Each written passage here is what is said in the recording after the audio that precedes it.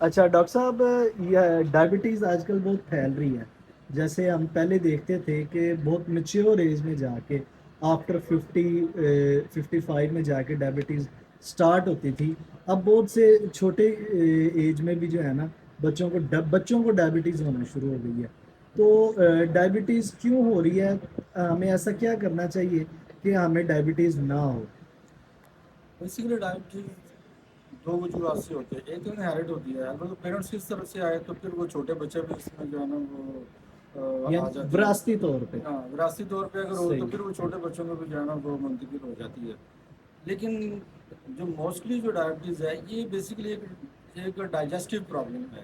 ہمارے صحیح. باڈی کے جو ڈائجسٹیو آرگنز ہیں، اسٹمک ہے، لیور ہے، انٹسٹائنز ہیں اور پینکریاز ہے، یہ چاروں ڈائجسٹیو انزائم ایک تال میل کے ساتھ کام کریں تو ڈائبٹیز ہونے کا سوال ہی پیدا نہیں ہوتا. لیکن ہماری لائف سٹائل، ہمارا کھانا پینا، ہمارے کھانے پینے میں جو معیار کا خیال نہیں رکھا جاتا، اس سے آہستہ آہستہ ہمارے ڈائجسٹیو آرگنز وہ ڈسٹرب ہونا شروع ہوتے ہیں.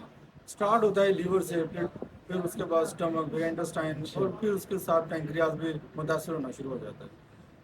اسٹمک میں پرابلم ہو یا انتڑی میں پرابلم ہو یا لیور میں ہو، ہمیں پتہ چلنا شروع ہو جاتا ہے. لیکن پینکریاز ایک ایسا آرگن ہے کہ اس میں اگر کوئی پرابلم شروع ہو تو ہمیں پتہ ہی نہیں چلتا کہ ہمیں کوئی پرابلم ہے، کیونکہ اچھا. پینکریاز بیسیکلی کاربوہائیڈریٹس یا نشاستہ کو وہ ہضم نہیں کرتی. جب وہ ہضم نہیں ہوتا تو پھر ہمارے جسم میں ڈائبٹیز یا شوگر لیول بڑھنا شروع ہو جاتا ہے. اور شوگر لیول کا ہمیں پتہ نہیں چلتا.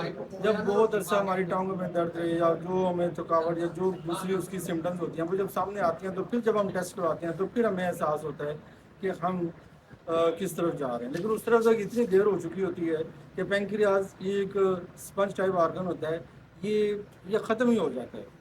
پھر ہمیں اچھا. ڈائبٹیز کے لیے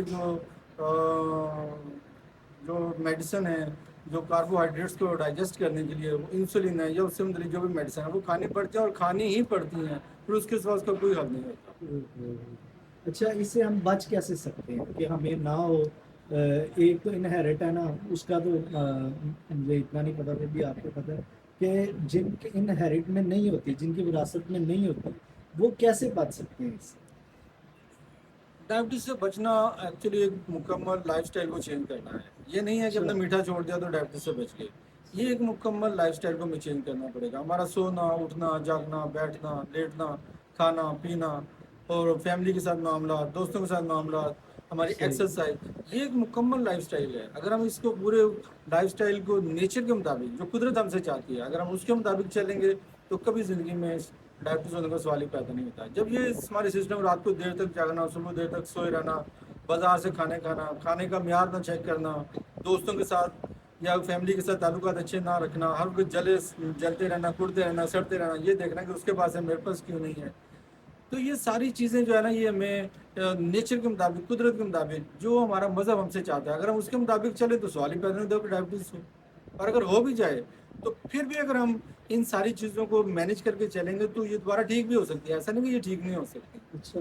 لیکن اگر ہم جو ہے نا وہ اسی اپنی ہیبٹس کو چینج نہیں کریں گے تو ڈائبٹیز بھی ٹھیک نہیں ہوگی. پھر چاہے جو مرضی کر لیں، پھر ہمیں میڈیسن ہی لینی پڑے گی، انسولین ہی لگوانی پڑے گی. اچھا، چلیں، تھینک